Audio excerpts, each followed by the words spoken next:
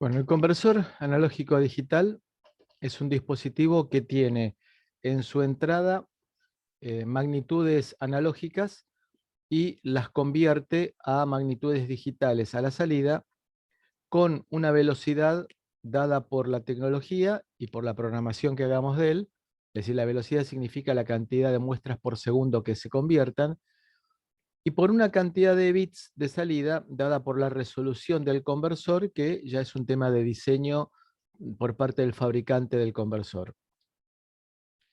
Este conversor, a diferencia del digital analógico, tiene señales de control. Una primera señal de control es la de inicio de la conversión, con la cual se dispara el proceso de conversión, cualquiera sea el conversor que utilicemos, o casi cualquiera. Hay algunos que no tienen esa señal de inicio. Tendremos una señal de fin de conversión que nos dice se terminó la conversión y por lo tanto hay un dato disponible a la salida, o también se puede dar esa misma información de otra forma a través de una señal de ocupado, indicando que está convirtiendo, con lo cual en ese caso nuestro software tendrá que detectar que pasó al estado ocupado, busy, y que luego deja de estarlo, con lo cual significa también de que terminó la conversión. Cuando detectamos que terminó la conversión, habilitaremos la salida y entonces el resultado de la conversión irá a parar en la actualidad a un registro, y nosotros iremos a leer el registro cuando tengamos ganas. Eso significa que la información de la conversión va a estar en el registro y nosotros no tenemos la urgencia de ir a leerlo inmediatamente. Por supuesto que habrá que leerlo antes de que se termine una nueva conversión y que el resultado actual quede borrado por la nueva conversión. En el caso de aproximaciones sucesivas, lo que hacíamos era un conjunto de preguntas, arrancando con el conversor digital analógico, que habíamos dicho hace 2 clases, que era la base de la mayor parte de los conversores analógico a digital, y le ponemos en el bit más significativo del digital analógico un 1, y comparamos la magnitud generada por el digital analógico con un 1 en el bit más significativo con la tensión de entrada. Si es mayor o menor, tomamos ese bit.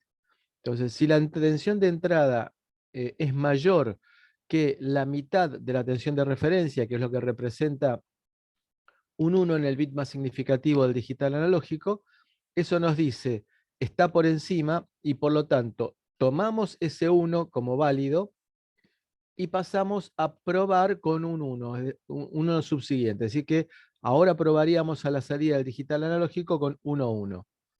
Si la salida del comparador me dice que es menor, la tensión de entrada es menor que 1, 1 y todos los demás ceros del digital analógico, lo que hacemos es no tomar ese segundo 1 y luego entonces probar con poner un 0 en ese segundo lugar y probar con un 1 en el subsiguiente, y así en forma iterativa lograr la magnitud más próxima a la entrada que podamos lograr con este digital analógico y fundamentalmente con la capacidad de discernimiento que tenga este comparador analógico.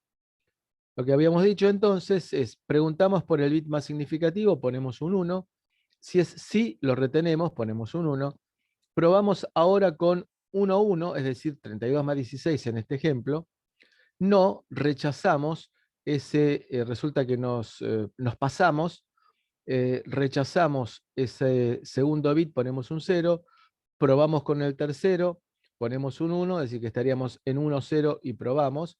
Resulta que sí, que nos da que la tensión de entrada es mayor que 1, 0, 1, y seguimos probando así en forma consecutiva, y al final tenemos entonces el resultado de la conversión, lo más próximo posible a la tensión de entrada. En el caso del STMF 401 RE, es un conversor de 12 bits por aproximaciones sucesivas. lo podemos programar para resolver 12, 10, 8 o 6 bits. Por supuesto que como es un conjunto de preguntas, cuanto menor sea la resolución, mayor va a ser la velocidad de conversión. Tiene hasta 19 canales de entrada multiplexado, 16 son de fuentes externas y 2 son de fuentes internas, como por ejemplo la temperatura, un transductor de temperatura interna del chip para efectuar ajustes y, y, y, y, em, y compensaciones debidas a la temperatura, y también nos permite medir la tensión de alimentación, la tensión de batería, con lo cual podemos llegar a detectar de que se está cayendo, de que la tensión de alimentación es insuficiente y genera algún tipo de alarma. Por programación vamos a tener distintas formas de trabajo, simple, es decir, una sola adquisición, continuo, es decir, como si fuera unas tablets, termina una conversión y arranca la siguiente, lo cual me obliga a mí a leer esa conversión antes de que aparezca una nueva. Escaneo o discontinuo, es decir, que yo puedo llegar a decir, quiero leer el canal 1, el canal 5, el canal 3, el canal 4, porque tenemos un multiplexor analógico en la entrada y nosotros podemos programar el orden en el cual vamos a efectuar las conversiones. Tenemos un conjunto de pines de entrada que tienen funciones de pines de entrada o entradas al conversor analógico a digital. Tenemos un multiplexor analógico en el cual tenemos los 16 puertos de entrada más el sensor de temperatura, la tensión de referencia interna y la tensión de batería, que también son medibles. Tenemos canales regulares y canales inyectados, con los cuales podemos llegar a armar distintas secuencias, y el comportamiento es distinto entre los canales regulares e inyectados y lo vamos a ver enseguida. Tenemos el clock que se encarga de efectuar el pasaje a una nueva prueba, es decir, a intentar nuevamente con el siguiente bit en la conversión, y tenemos un pedido de acceso directo a memoria. ¿Qué significa el acceso directo a memoria? Significa que a la velocidad de conversión que nosotros tenemos, puede resultar contraproducente utilizar el microcontrolador, en el sentido de que leer un dato del microcontrolador, del conversor, pasarlo por el microcontrolador, nos va a retrasar.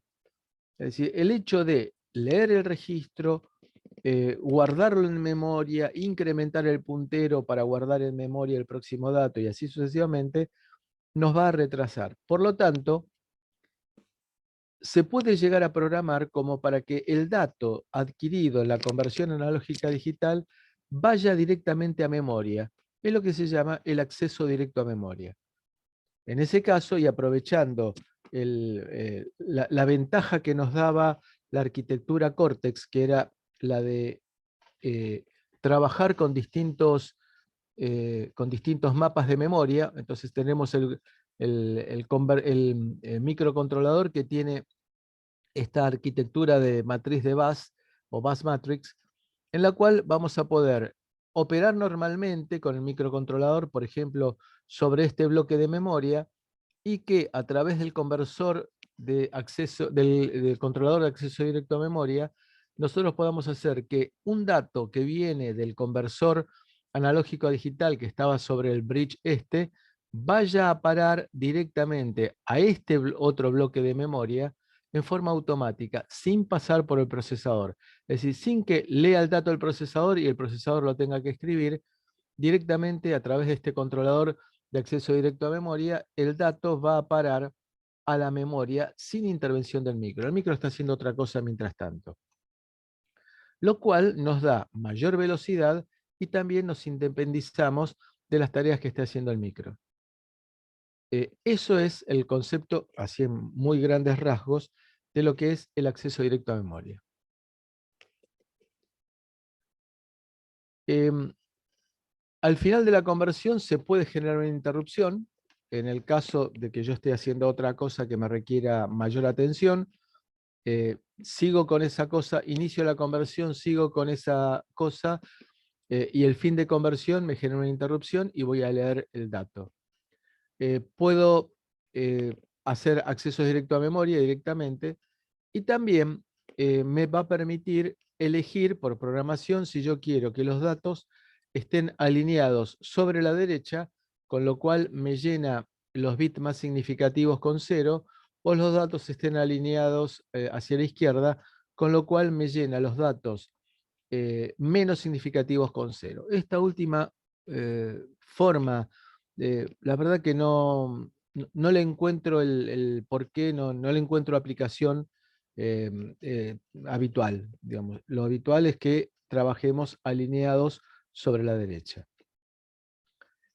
También en el caso de los canales inyectados hay una cosa importante, que es que me va a permitir repetir el bit más significativo, que ustedes recuerden que en la convención de complemento a 2 es la forma en la cual el bit más significativo es la forma en la cual me indica el signo, pero también como tiene peso en el valor, es decir, no es módulo y signo, sino que es complemento a 2, ese bit más significativo, el D11, se me va a repetir en los canales inyectados en los bits más significativos. Y eso es simplemente para respetar el convenio de complemento a 12.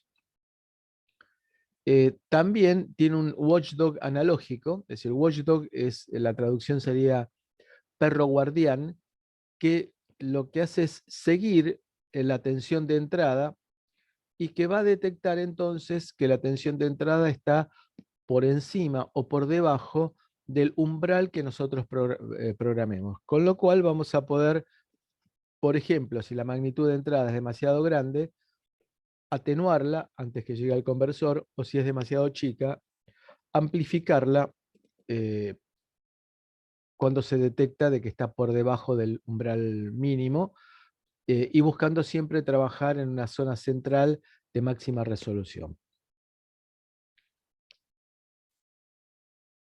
En este caso, entonces, el acceso directo a memoria en nuestro microcontrolador nos va a manejar distintos streams, flujos de datos, y que vamos a tener un árbitro, porque se le va a dar prioridad a cada uno de estos flujos de datos.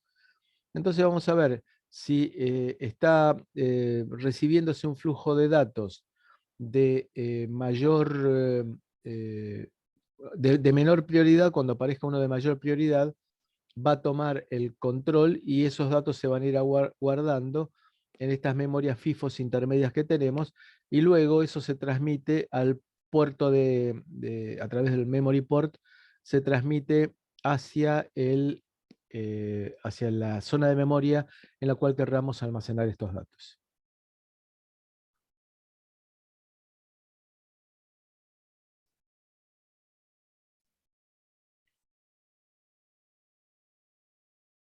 Bien, otro tipo de conversor que se utiliza habitualmente es el conversor analógico a digital por arrastre, en el cual de vuelta tenemos un conversor digital analógico, tenemos un contador bidireccional y un comparador.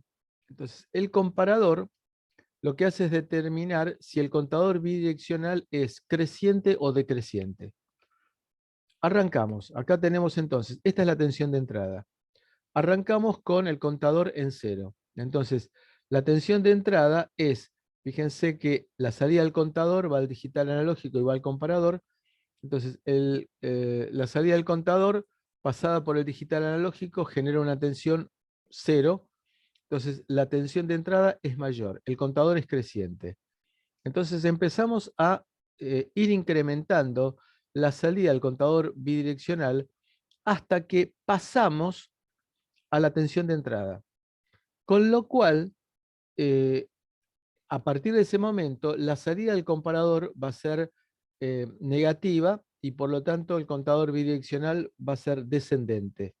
En ese caso, al ser descendente, comienza a bajar la salida del digital analógico y hasta el momento en el cual estamos por debajo de la tensión de entrada y con lo cual el contador pasa a ser ascendente y así continuamente. Fíjense que lo que logramos es seguir una señal con el mínimo tiempo de conversión. Es decir, no tenemos que hacer una conversión completa nueva, sino que nos vamos a ir ajustando al seguimiento de la tensión de entrada.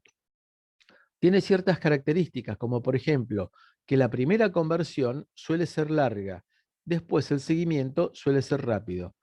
Esto es muy interesante de utilizar cuando tenemos, por ejemplo, mediciones de temperatura, en la cual la temperatura dentro del horno varía poco. Entonces podemos ir siguiendo la variación de la temperatura del horno con pequeños tiempos de conversión.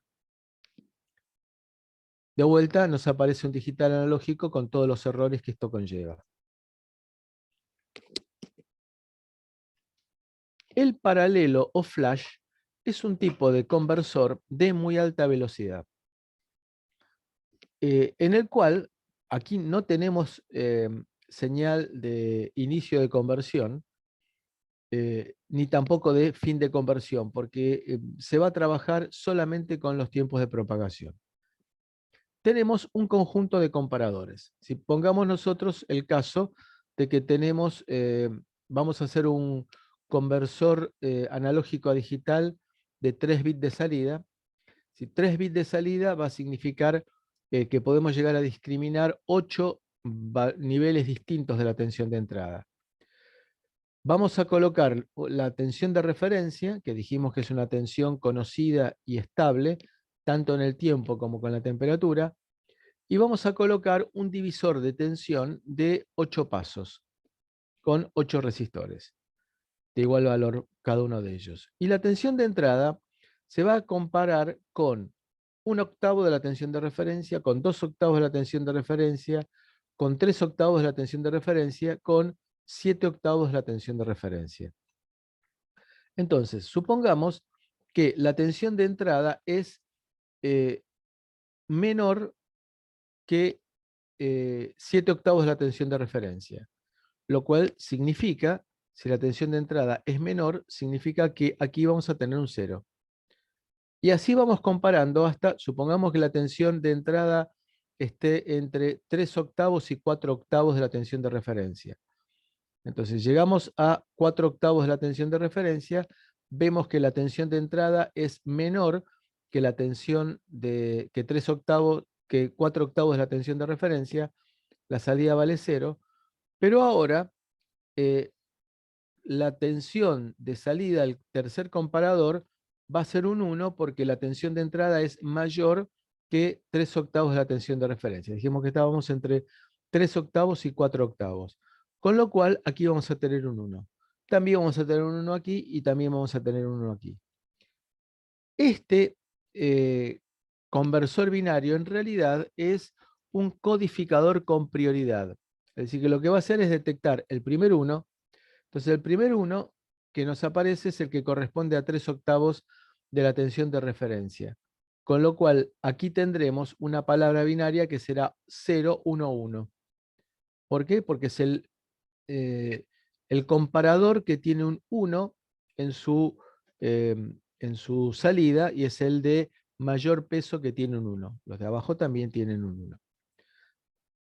El tiempo de conversión es el tiempo de propagación de este comparador y el tiempo de propagación de este codificador con prioridad, que son habitualmente del orden de los nanosegundos, con lo cual se puede llegar a tener velocidades de conversión de megamuestras por segundo.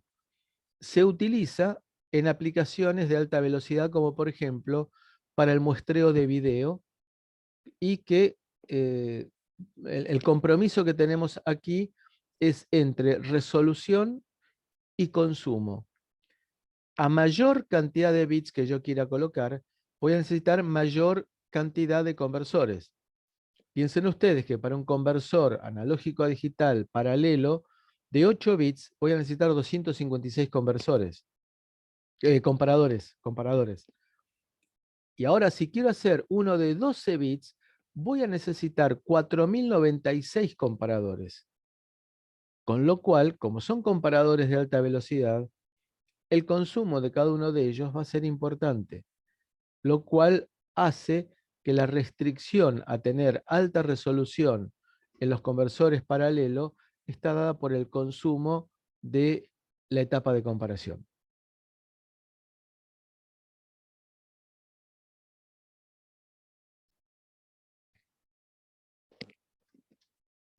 Entonces, si la tensión de entrada es menor que la mitad del bit más significativo, todas las salidas están en bajo.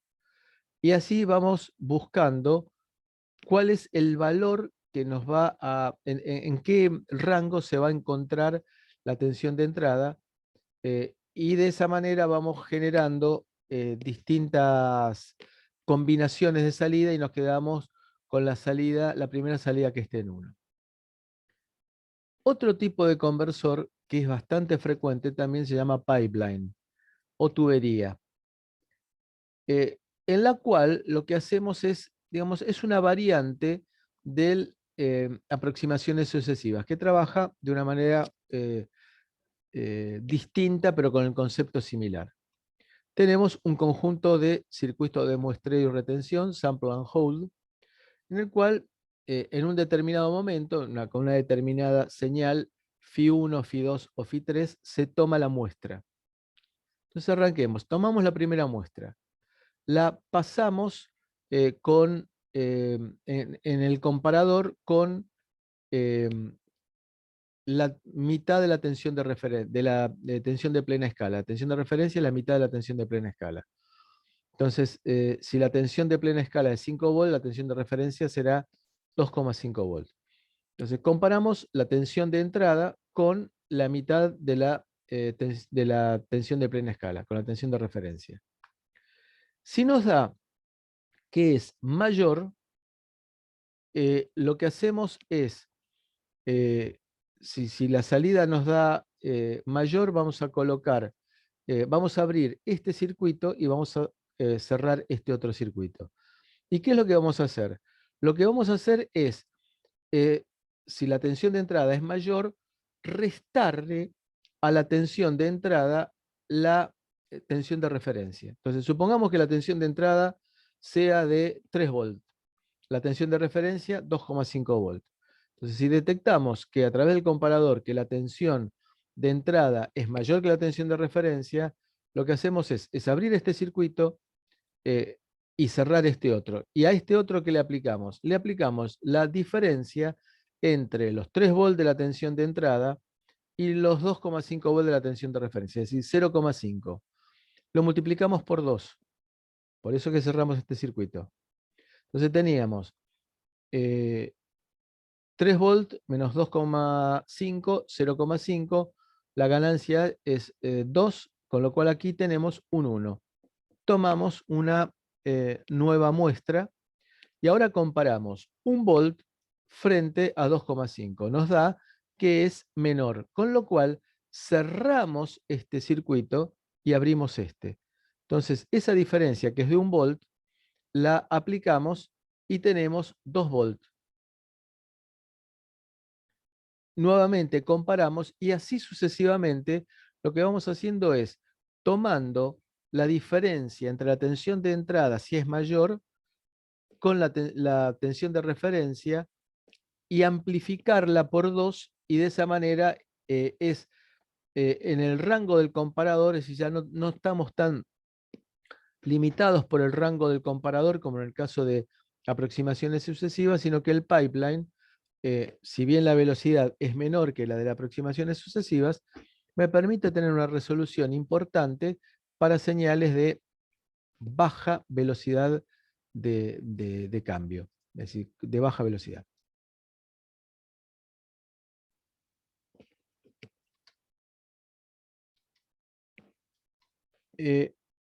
Empezamos ahora con los conversores analógico a digital que no tienen digital analógico incorporado.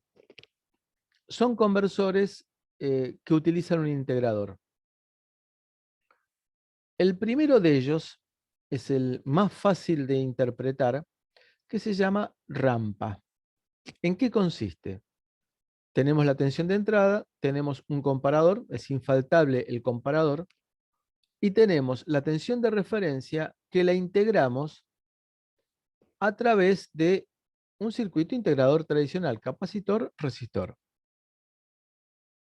Entonces, acá tenemos el inicio de la conversión, abrimos este interruptor, con lo cual empieza a cargarse el capacitor, y lo que hacemos es integrar la tensión de entrada, y ustedes recuerdan de circuitos 1 que la integral de una señal constante es una rampa. Y arrancamos con el inicio de la conversión un contador. En el momento en el cual la tensión de referencia integrada, es decir, la rampa, iguala a la tensión de entrada, dejamos de contar. Y la cantidad de cuentas obtenida, el valor obtenido a la salida del contador, es proporcional a la tensión de entrada, porque hemos estado contando durante todo el tiempo en el cual la tensión de la rampa estaba por debajo de la tensión de entrada. De esta forma, si se analiza la tensión rampa en base a la integración, es decir, la tensión de entrada es la tensión de referencia por el tiempo dividido R por C, esa es la salida del integrador. En el momento que se iguala la tensión de entrada, nos resulta que, digamos, con simple análisis algebraico, el valor n dependerá de la frecuencia del clock por RC dividido BR, y es proporcional. Esto es una constante de proporcionalidad dada por la forma en la cual hemos elaborado nuestro integrador. La cuenta es directamente proporcional a la tensión de entrada. Es un esquema muy simple, muy fácil de entender, pero tiene un problema. ¿Qué sucede si nosotros tenemos ruido montado sobre la tensión de entrada? Y bueno, el ruido que va a estar presente es fundamentalmente la tensión de red, los 50 Hz de red, con lo cual no nos sirve para circuitos que estén, para sistemas que estén inmersos en el zumbido que nos produce la tensión de red. Es decir, prácticamente con todo. Con lo cual, es muy fácil de entender, pero es muy poco utilizable este tipo de conversor. Aparece entonces el doble rampa, que en lugar de comparar la tensión de entrada contra una rampa generada con la tensión de referencia, se hace al revés. Se integra la tensión de entrada. Se integra la tensión de entrada, pero ¿cuánto tiempo? Bueno, se integra la tensión de entrada un tiempo que sea múltiplo del periodo de la señal de red. Es decir, en nuestro país de 20 milisegundos. 50 Hz, 20 milisegundos. ¿Por qué? Pregunto, ¿cuál es la integral de una señal senoidal a lo largo de un número entero de periodos? Entonces, la integral de una señal senoidal a lo largo de un periodo es 0, porque se compensan el área positiva con el área negativa. La integral de una señal senoidal a lo largo de un número entero de periodos también es 0. Por lo tanto, si nosotros tomamos la tensión de entrada que viene ensuciada con el ruido producto de los 50 Hz y la integro a lo largo de un número entero de periodos, me va a quedar aplicando superposición, la integral de la tensión de entrada a lo largo de un número entero de periodos del ruido más la integral del ruido a lo largo de un número entero de periodos. Entonces, aplicando superposición me va a quedar que la integral de la tensión de entrada más ruido va a ser igual a a la integral de la tensión de entrada. Y eso es lo que estoy utilizando en este circuito, en el cual tengo un integrador. Arranco aplicando la tensión de entrada y lo voy a integrar a lo largo. Esta lógica de control se encarga de contar tiempos y va a medir y va a integrar durante 20, 40, 60, 80 milisegundos en Argentina, momento en el cual deja de integrar y quedó el capacitor cargado con la integral de la tensión de entrada. Es lo que vemos aquí. Estoy integrando la tensión de entrada durante un tiempo fijo, ya sea una tensión pequeña o una tensión más grande. Y ahora, y hasta ahora no medí nada. Lo que tengo es el capacitor cargado con la integral de la tensión de entrada a lo largo de un número entero de periodos del ruido, que lo cancelé. Y lo que hago ahora es descargar el capacitor con una señal interna que tengo limpia, pulcra, prolijita, que es la tensión de referencia, me va a servir para descargar el capacitor. Y el tiempo de descarga del capacitor, por semejanza de triángulos, si se acuerdan de aquello en la escuela primaria, por semejanza de triángulos, voy a tener que este tiempo va a ser proporcional al valor del capacitor en el momento en el cual terminé la primera integración.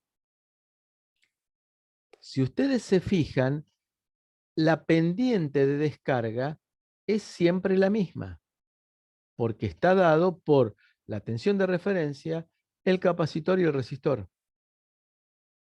Con lo cual, si la tensión de entrada era grande, voy a tener una carga del capacitor en un valor grande y voy a tardar más tiempo. Si la tensión de entrada era pequeña, la tensión a la cual quedó cargado el capacitor es pequeña y voy a tardar menos tiempo en descargar el capacitor. Con lo cual, este tiempo es proporcional a la tensión de entrada. Y de esta manera, con el doble rampa, eliminé los efectos del ruido más frecuente que existe en la medición, que es el ruido inducido por la tensión senoidal de red. Existe también una variante que se llama cuádruple rampa. El cuádruple rampa lo que hace es arrancar internamente cortocircuitando la entrada y efectuando una primera conversión con este mismo procedimiento para ver si hay en los operacionales y en la entrada hay algún offset. Entonces lo que hago en la primera medición es calcular el offset y luego en las dos últimas rampas trabajar tal cual con lo que hicimos nosotros aquí. Es decir que cuando yo lo desee, convierto al doble rampa por programación en un cuádruple rampa y compenso la tensión de offset que se me puede generar en los operacionales. Esa es una sofisticación que introdujo Analog Devices, que es uno de los principales diseñadores de conversores. Hay un detalle importante para destacar aquí. La velocidad de conversión del doble rampa es baja, porque va a ser 20 milisegundos el tiempo de conversión, o mejor dicho, mayor que 20 milisegundos, mayor que 40, mayor que 60, porque si bien aquí tenemos 20, 40, 60, después tendremos este tiempo de descarga. Lo cual evidentemente no sirve para audio. Pero sí sirve, por ejemplo, para un multímetro, porque esto es muy barato de implementar. Acá no tengo ningún digital analógico, tengo simplemente un integrador, un comparador, un buffer que tenemos aquí. La lógica de control es bastante sencilla y hacer un contador es bastante sencillo y barato. Con lo cual el doble rampa se va a utilizar para multímetros, para circuitos de medición de temperatura, en lo cual la temperatura es una magnitud que por la inercia térmica de los dispositivos varía muy lentamente. Con lo cual es un esquema de conversión bastante sencillo de implementar y muy eficiente.